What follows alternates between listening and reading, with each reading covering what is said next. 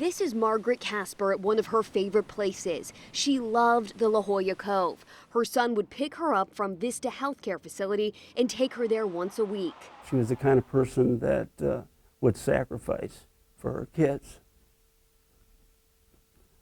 Still hard to do after all this time. Son Gene Shenley and his siblings trusted Vista to take care of his 94-year-old mother. She died a very violent and a very undignified death. Margaret Casper was hit by a cart that was very large. She subsequently died 5 days later. This is a picture of the meal tray cart that we blew up to be true to size. I'm 5'4", 5'6" with heels. The meal tray cart is 5 feet 10 inches. It's 32 by 23 inches wide, and there are no slats to see through, so you can't see what's in front of you when you're pushing it down a hall. Very, very important to understand the safety needs and to have somebody in front and somebody in back. Miller questioned the woman who hit Casper at trial. He asked why she didn't have another person on the cart. And she said, "Ask management." Records show the Department of Public Health visited the facility and cited them for the cart hitting Casper. A former receptionist said under oath they used 2 people per cart for 2 weeks. After that, they used a secret code when the department would do an inspection.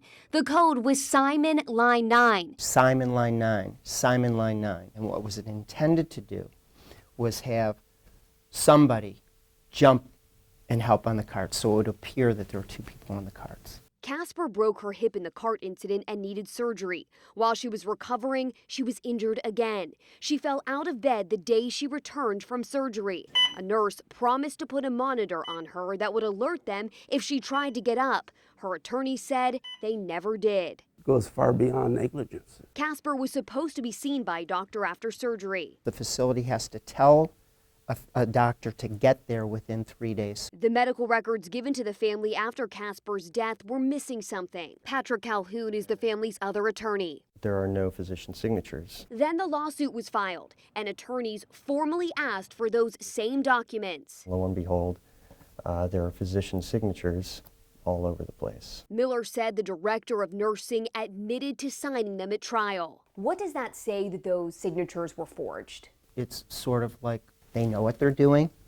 They know it's wrong. A jury found Vista was liable for wrongful death and elder abuse. We, put her in the hands of those people and trusted them for her care.